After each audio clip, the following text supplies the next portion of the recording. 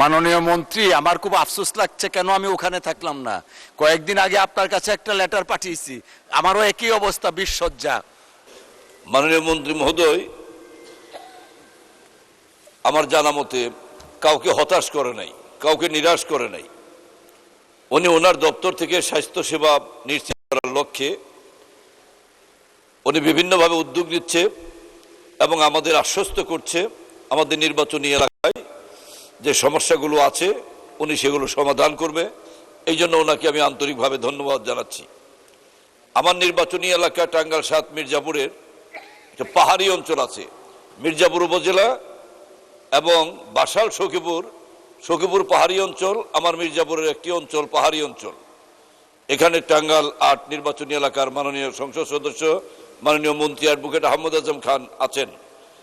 সখীপুর এবং মির্জাপুরের মাঝখান বাস্তল ইউনিয়ন প্রত্যন্ত অঞ্চল, সেখান থেকে মানুষের সেবা পেতে থানা সদরে আসতে ১২-১৩ কিলোমিটার দূরে আসতে অনেক সময় মুমূর্ষু রোগী রাস্তায় ইতিমধ্যেই অনেকবার মৃত্যুবরণ করেছে। মাননীয় সদস্য প্রশ্ন করুন দয়া করে। এই জন্য মাননীয় মন্ত্রী মহোদয়কে আমি বিনীতভাবে আমার নির্বাচনী এলাকার পাহাড়ি অঞ্চলের অসহায় নিরীহ দুস্থ দরিদ্র মানুষের স্বাস্থ্য সেবা নিশ্চিত করার লক্ষ্যে আমি মাননীয় মন্ত্রী মহোদয়ের কাছে এই মহান সংসদে আপনার মাধ্যমে আমি জানতে চাচ্ছি, আমার নির্বাচনী এলাকার জনগণ আজকে যেন জানতে পারে, শুনতে পারে মাননীয় স্বাস্থ্যমন্ত্রী এই পাহাড়ি অঞ্চলের মানুষকে স্বাস্থ্য সেবা দেওয়ার জন্য ওই পাহাড়ি অঞ্চলে ৩১ শয্যা বিশিষ্ট একটি হাসপাতাল হলেও যেন একটি হাসপাতাল নির্মিত হয়।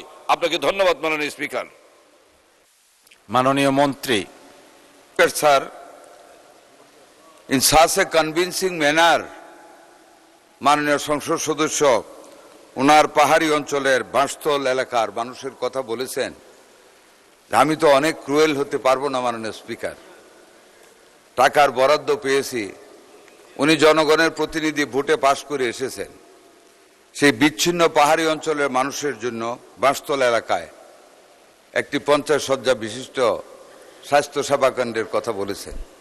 মাননীয় স্পিকার, আমি ৫০ শয্যার কথা বলবো না, তবে আমি ওনাকে ওয়াদা করতেছি শুধু সেই পাহাড়ি অঞ্চল এলাকা বলে যেখানে অনেক নৃগোষ্ঠীর মানুষ বাস করে, সেই মানুষগুলির জনসেবার স্বার্থে ওনাকে ২০ শয্যা বিশিষ্ট একটা হাসপাতাল এই অর্থ বছরের ভিতরে করে দেওয়ার চেষ্টা করবো এবং করে দেবো ইনশাআল্লাহ।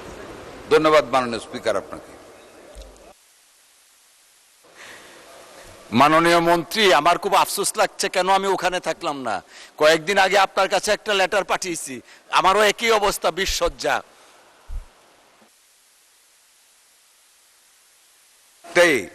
আপনি বলার পরে you are the guardian of this house, আমার কি নো বলার খুব অধিকার আছে? আপনারটাও হবে ইনশাআল্লাহ। ধন্যবাদ।